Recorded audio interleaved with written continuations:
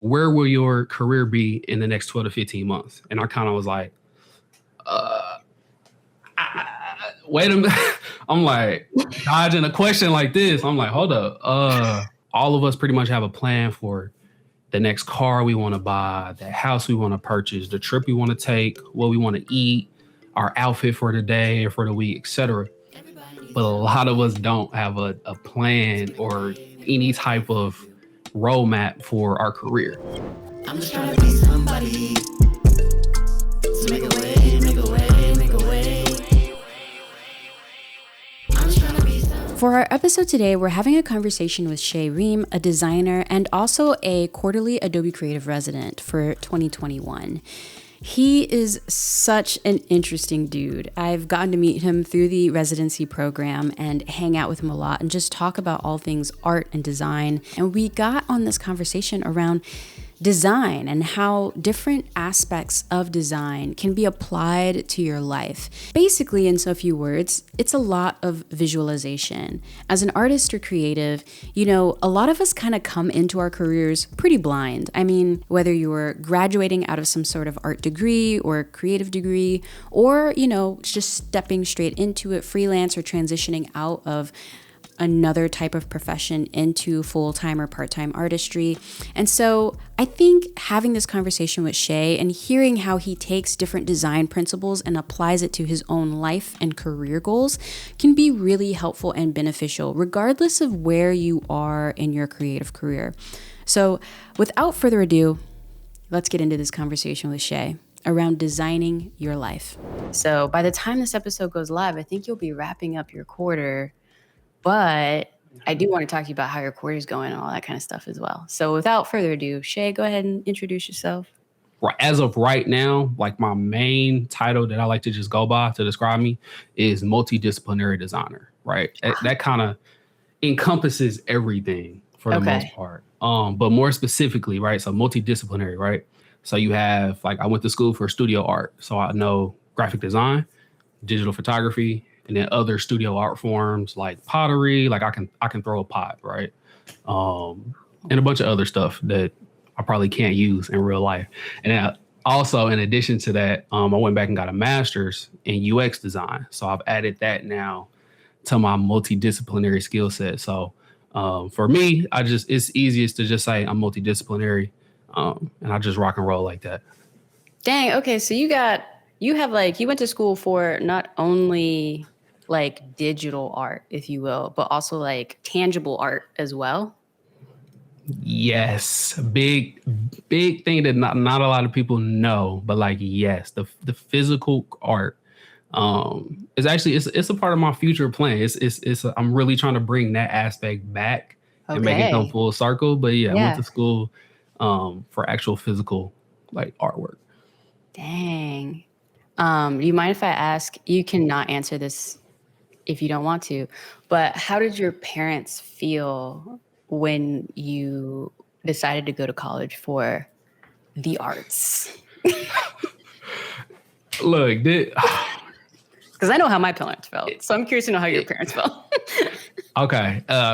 Mom, if you happen to click on this and watch this, because she does watch stuff. She watches my story, and I'm like, wow, you really be watching. But so Mom, if you're watching this is nothing to you, but no, my mom was completely in the dark, right? I'm first generation college. So all of this stuff was new. All of this was new. Internships, everything, all of this was new. So going to school for a studio art degree wasn't really the most. She wasn't like, oh my gosh, my baby's about to be an artist or nothing like that. You know what I mean? It was definitely kind of frowned upon a little bit. Yeah. But the real breakthrough for me and Mom's was I had things to start to show her. I started to show her, I don't know what, around that time, it was Bad Boys 3 came out, or just I started showing her movie covers, right? And I'm like, look, this DVD cover, somebody made this. You know what I mean? Yeah. The Kellogg cereal box. Somebody made this. And so once I was able to piece together tangible things and show her this is what graphic designers do. And this is what artists help create, just visual artists, period. Mm-hmm. That started to put it into perspective for her, for sure. And then my sophomore year, so I'm just giving you now just No, bonus go. Yeah. to the question, right? So then my sophomore year, that's when I actually started freelancing. I started my little side business or side hustle at the time. I didn't even know it was a business because, like I said, all this was new to me. So I started doing like flyers, logos, mixtape covers for, people that wanted to be a rapper or whatever. So I started doing that stuff sophomore year under the moniker of like Rhim Graphics. So now I had this whole brand, I had a logo. I'm sending invoices. Like, it was crazy. It was a crazy time. And once that started to come in, then it was like, okay, like, you got my full support. Like, Yeah. do your thing. Yeah. Yeah. I know for my parents, it wasn't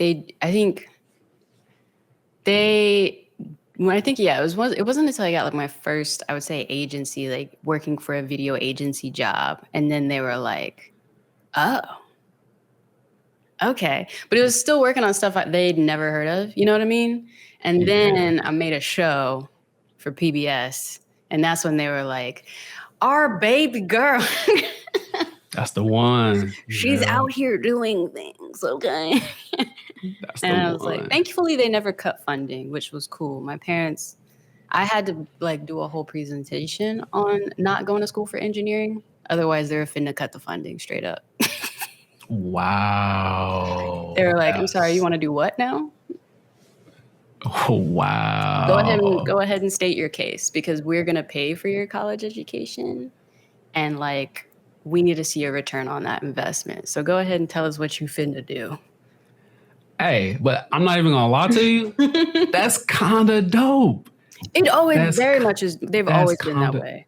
Yeah. Like what? Like if oh my goodness. I mean, literally preparing you for the real world. Like what? Very much so. I also, random aside, when I was a kid, I wanted a chinchilla. You know what a chinchilla is? Chinchilla. That's yeah. Yeah. Yeah, everyone usually likes them for the fur because, right. But yeah, they're cute. They're adorable little rodent things, and their fur is like really cute, and they're kind of expensive. And I wanted one when I was in like middle school, and I was like saving up my money for it and stuff. But my dad's a country man, so he was like, I don't want no rodent in my house. And so I had to like, again, in middle school, I think I was like, I don't even know, 10, 11. I put together a whole PowerPoint presentation on why I wanted a chinchilla and like what value it would bring to my life. And wow, like, I had to I presented it to my parents. Wow. Hey, look. Some people might find that absurd, but I'm not even gonna lie to you. Because what this episode is called Design Your Life, right? Like, it is. That's a perfect example of designing your life. This is like, what are you gonna get out of this? Is this worth the time and energy? I might steal that. Tell your folks, thank you for that one. I might have to steal that one when I get into parenthood. Hey, go for it. Do it. I am all for getting kids to realize the value of like explain yourself. You know what I mean? Exactly. Explain yourself to me. You got to. I mean, and also too, in some capacity, whether you are video, photo, design, whatever visual artist type, whatever your medium is, you're going to have to be able to explain your rationale. Oh yeah. Like period. Yes. So that's such a good skill to start developing for somebody young. So. Oh yeah, definitely. I think it's also this idea of like, because even now in my profession, and you and I both, like the way we got into the residency, yeah, you have to be skilled and they need to be able to see your skill set and all of that. But you also really need to know how to pitch yourself. Like you need to know how to explain an idea coherently and cohesively.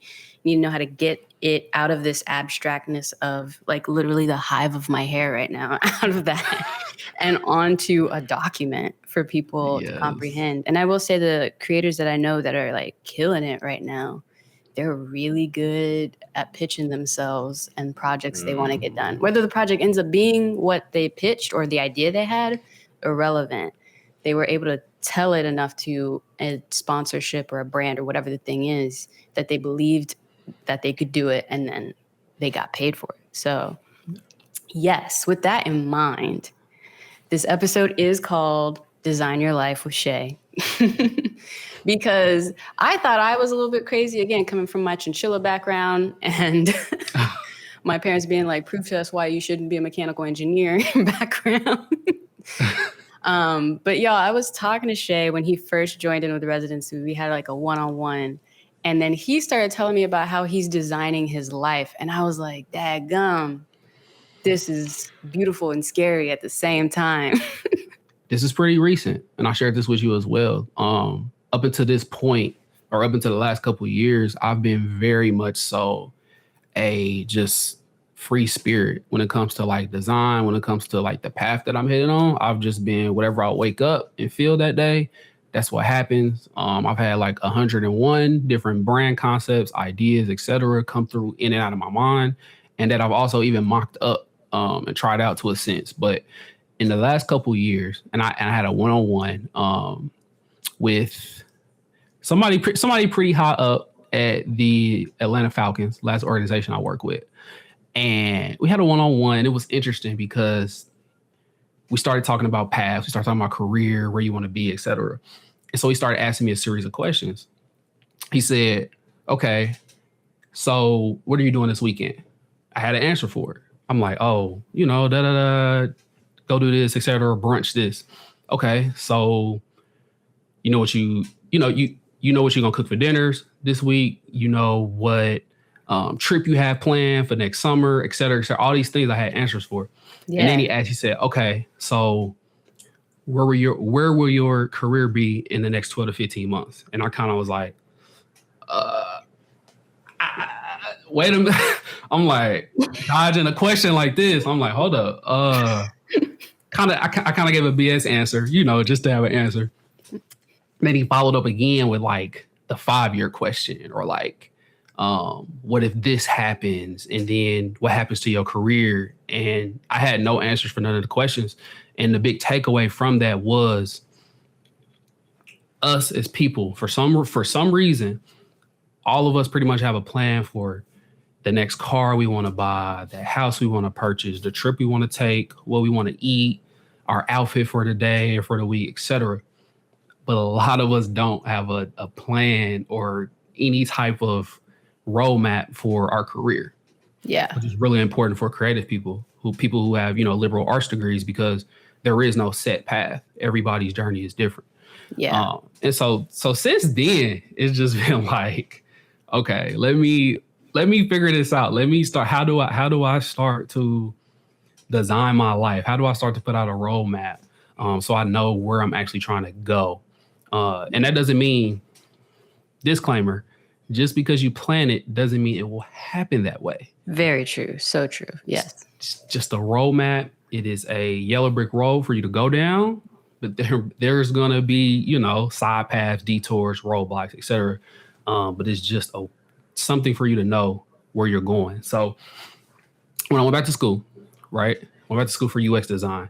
And UX design, just a quick overview for people, it's essentially a process of design where you put the user first in everything you do, right?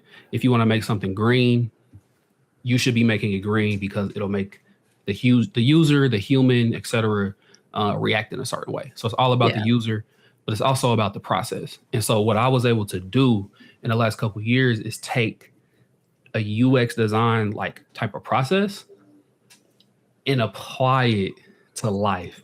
And it's been incredible. It's been like, oh my God, it's changed everything. It's like a game changer. It's like a secret cheat code that I feel like all creatives, we have the cheat code to unlock all of the things that we aspire to, like dream clients, dream monthly income, everything. Like we have the cheat code right here. We just don't know how to use it or unlock it. Hey everyone, taking a quick break from Shea to do a few announcements. So the first thing is, if you're watching the Trying to Be Somebody podcast on YouTube, please like the video and also engage down in the comments below. That really helps algorithmically for the podcast to get discovered more and all that kind of fun stuff. Also, if you can, please sit through some of the ads. Again, this is how we're able to bring the podcast to you in video form, so ads help us out a lot. Likewise, if you're listening to the podcast wherever you get your podcast, go ahead and rate us there. 5 stars is preferred. However, I am always open to criticism, constructive criticism. So please give us an honest rating wherever you're listening to us. That really helps. The last thing, if you're interested and feel like you want to take a step further in supporting the podcast, join the Patreon, patreon.com/Hallease.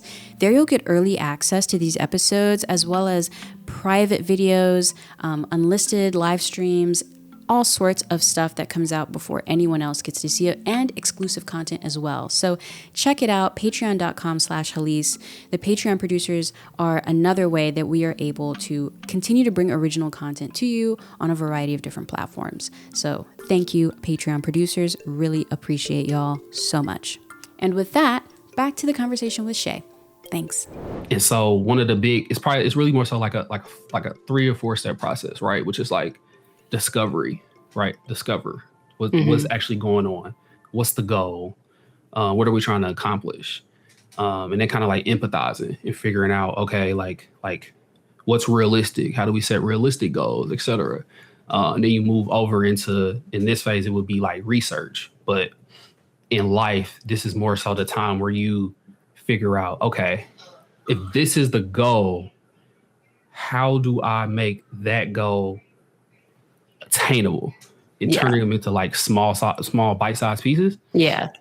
And so that also has been like the game changer, right? So for example, this is the easy one because it's numbers. Last year was 2020.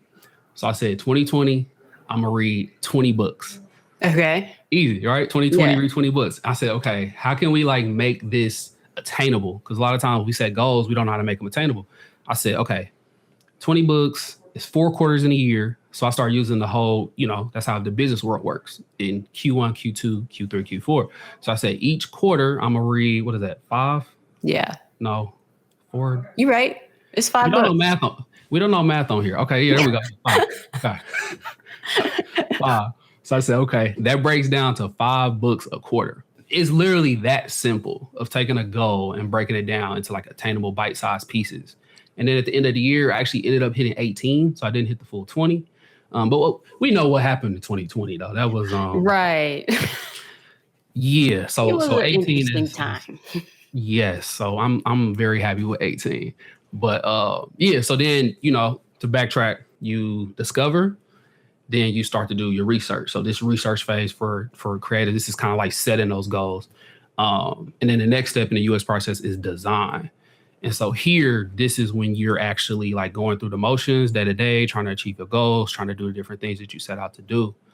And that's pretty much literally taking a UX design process and like applying it to like your career or to your life, whether it's losing weight, et cetera, trying to get that promotion, whatever. It's just all about taking it and breaking it down into like bite-sized chunks. And so you said, just an overview for the process, you said it's like the first step is what? Discovery? Yes, discovery. Discovery, then research.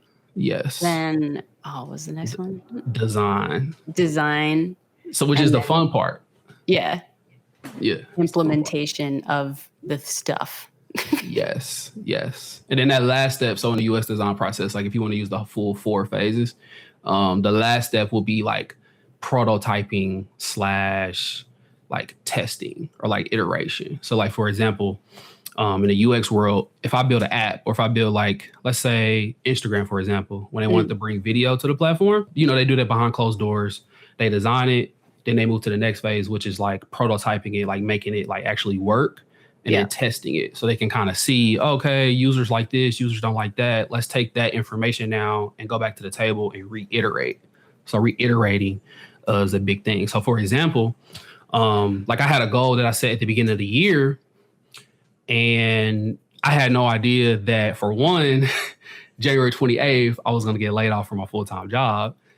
And then, yes, right? And then two, I had no idea that I was going to be an Adobe Creative Resident.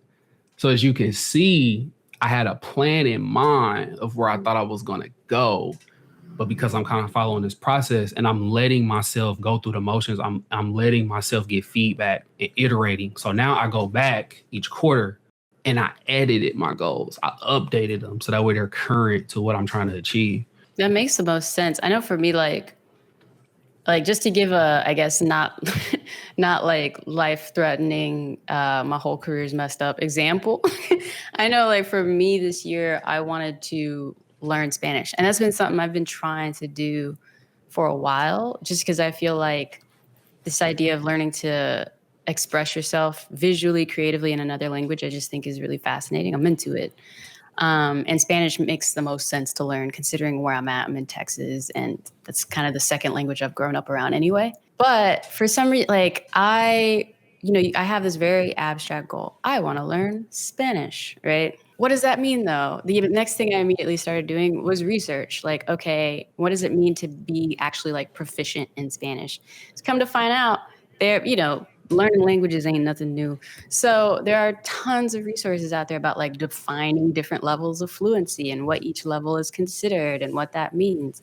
And so I was like, oh, okay, well, the level of fluency that I want to get to seems to be like around this area. I think it was called like B2 or something like that. And I was like, okay, cool. Then that put me into more of a research phase of like, how long will it take to actually get, like, how long does it generally take for people to hit B2 level in a language? And I found out it was actually some quite crazy. You have to study the language for quite some, like if you could do it as your full-time job, it took on the low end 3 months, on the high end 6 months. If that was like the only thing you were doing for like roughly 8 hours a day, then you would be there. Yeah. And so I was like, okay, feels like a setback, not necessarily. Okay. So then I was like, all right, well, what can I do? I could do like 3-ish hours a day for this amount of time. So now that I know that, how long will it take me to hit that? And then it was like, all right, it's like 8 months, you're going to be able to say some stuff. And so, I mean, I get what you're saying, this idea of just like starting off with these abstract things like, I want to be an artist. And it's like, okay, trickle down. What does that actually mean for you? What kind of art do you want to do? How are you going to research that art? Exactly. Do you actually want to make a living from your art? You don't need to. For some people, that's actually not the goal. It's just the art is what keeps them sane and they enjoy it. But, they like having their healthcare and W-2 stuff come from the place that they work from 9 a.m. to 5 p.m. Monday through Friday. That might be your jam. And so, yeah, just like using this method to kind of actually figure out what you want for yourself is huge. And mind you, because like I said earlier, I was like, yo, like every other day I have a new idea for like a concept for something that I can make and put out into the world. And so having stuff like this in place, what it does is it gives you that gut check. So like I go back and I'll look at my goals and I'm like, you got right here, it says build a sustainable freelance business. That's not what the idea just covered. That's not, you know what I mean? It doesn't link back. You can't relate it back. That would be a reach, bro. Like don't do. So it's always like a good gut check too, to just be like, you know what?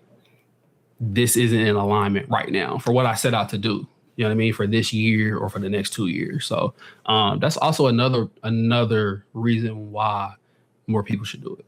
Yeah, that focus, I think, is what a lot of people lack, especially now because like there's so many things that can take up your attention, whether it be the internet, this very podcast, for example, could be stopping you from doing something that you should definitely be doing right now, But it's so hard to kind of like weed out the noise.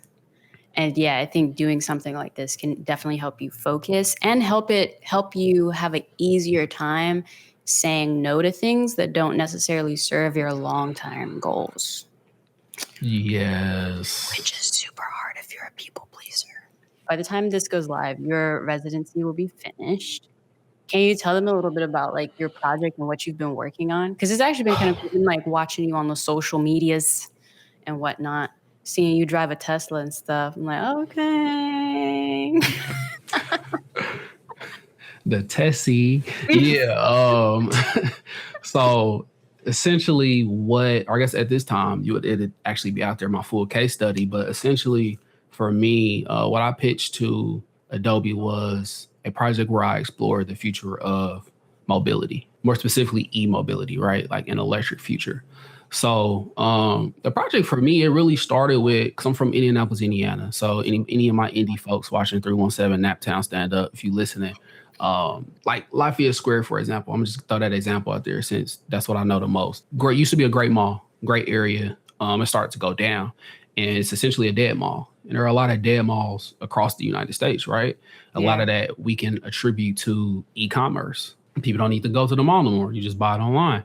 And so for me, I started thinking about that same concept of like, okay, if history repeats itself, somebody else is going to be replaced by something else at some point. How can we be kind of ahead of the curve and figure out a way to kind of, at least, we can't save everything or everybody, but at least, save some of it. And so I started thinking about this with e-mobility and the different like charging stations that are being built. So if you don't know, a lot of the charging stations are, either Tesla branded and they only work on Teslas, or they put like a couple at like a grocery store or like random places. But I started thinking, okay, why are we not just changing the actual gas station itself to be electric? And it's a bunch of reasons to why they are not doing that make perfect sense when I start doing my research. But essentially that's what the project explores, is like, how can the American gas station innovate so that it doesn't become obsolete and we have a bunch of gas stations at every corner that just look horrible and just are like eyesores in communities, because we don't want more of that. Question for you, because so with your residency, are you seeking employment after your residency is completed? Yes, actually. Yes. And so my thought is like, dang, have you talked to like a company like Valero about becoming their UI experience design liaison person? I've thought about so here I'll break down some of my thoughts, right? Because at the end of the day, and this is like other creative people listening to this, so I definitely want people to hear this. At the end of the day, everything is still an exchange.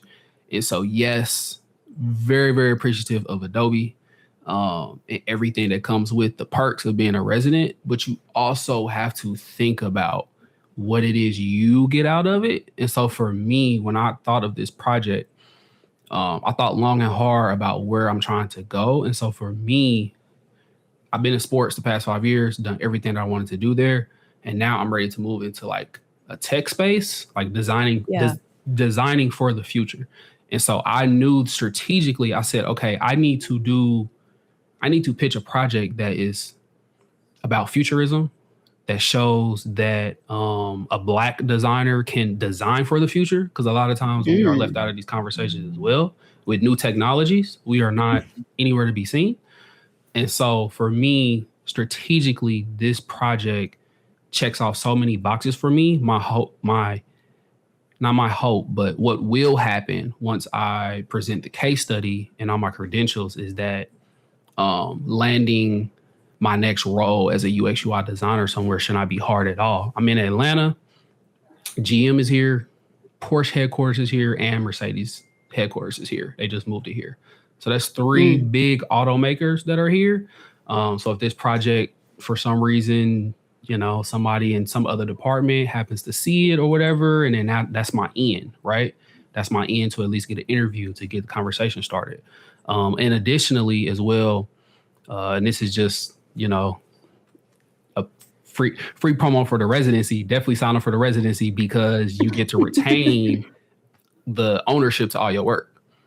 Yeah. So at the end of this, when I put this out, I could potentially, and like I said, I've talked to a couple startups in this space. So potentially at the end of this, I could sell all my research and the design and the prototype. I could sell it to a startup and walk away with a nice check.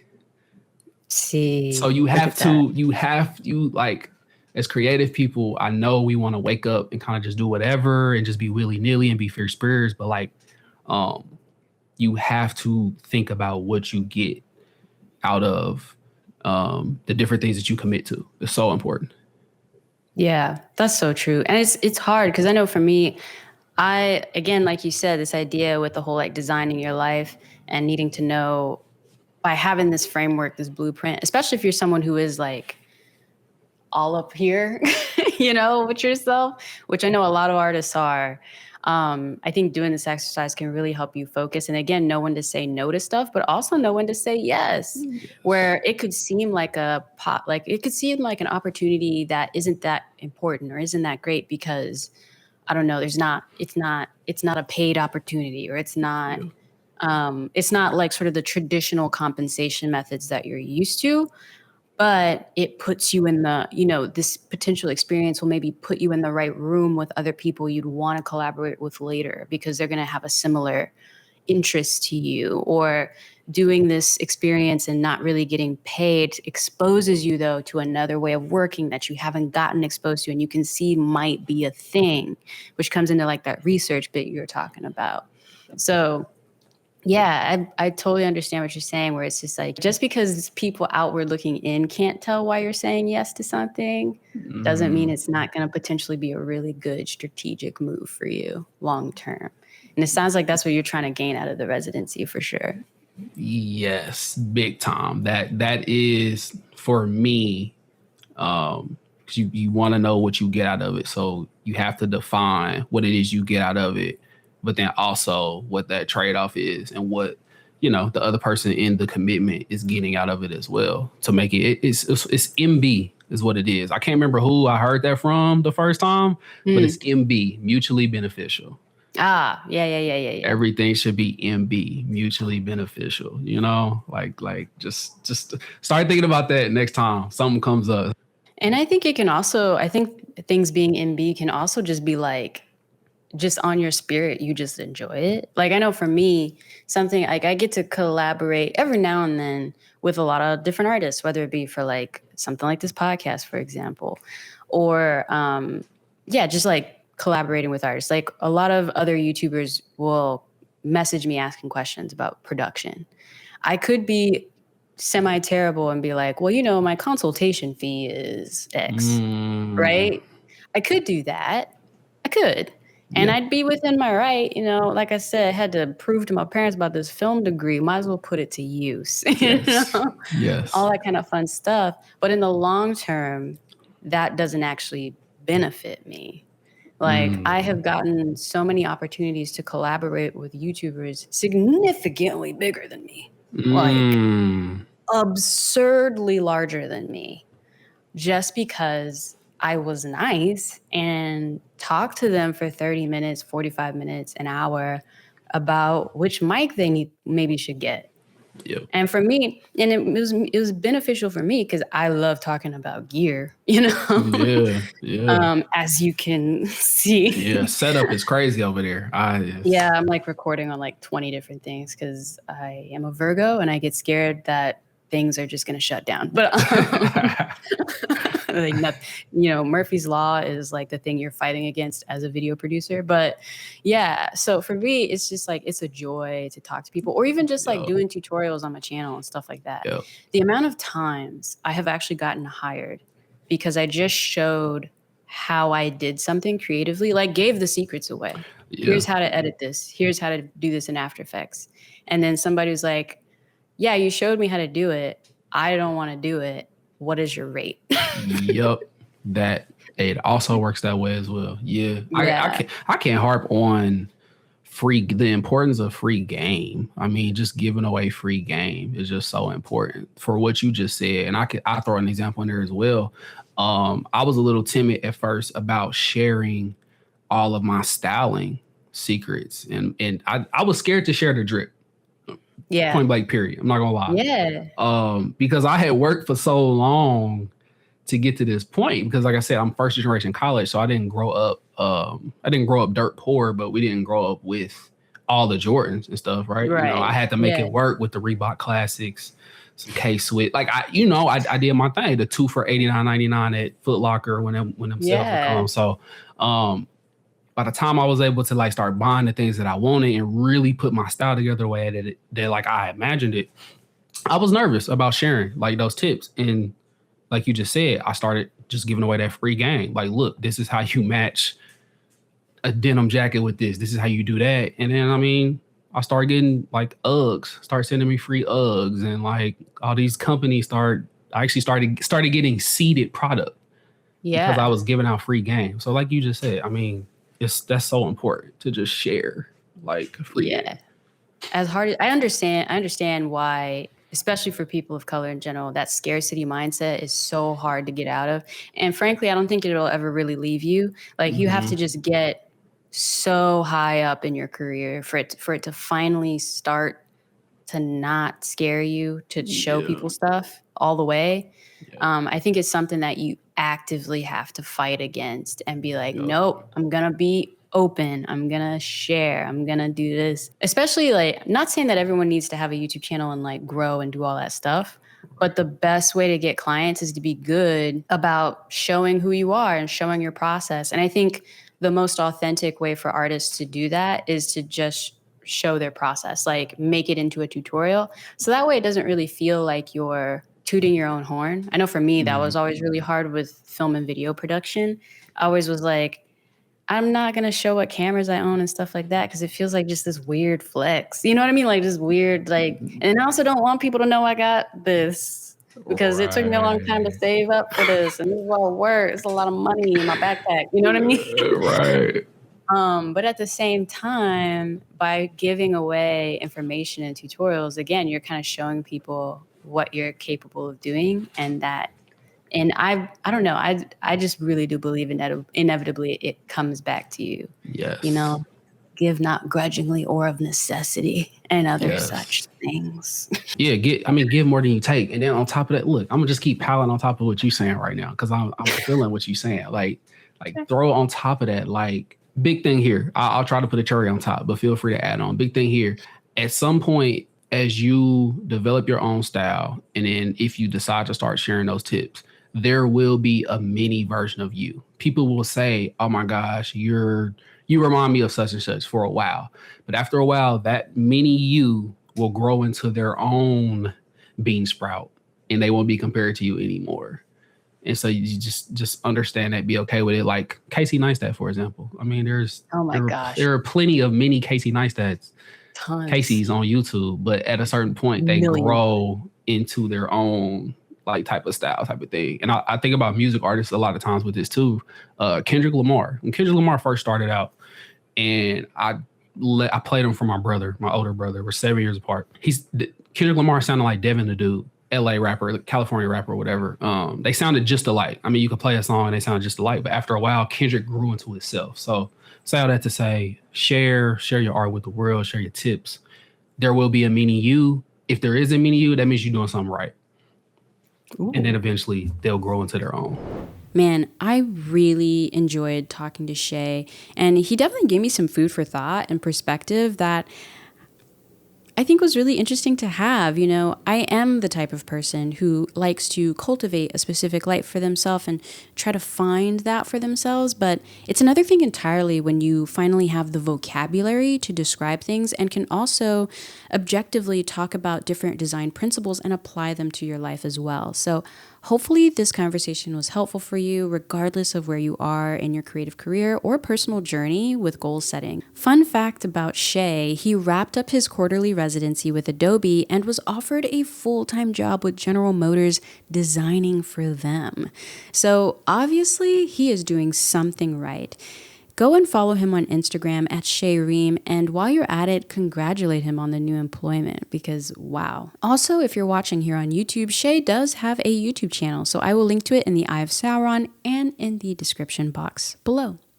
Again, I'm Hallease, endeavoring to persevere as always. In the comments below, if you're watching on YouTube, let me know how you're going to apply some of these ideas around designing your life. This is the Trying to Be Somebody podcast, and I will see you in the next one. Bye. I'm just trying to be somebody.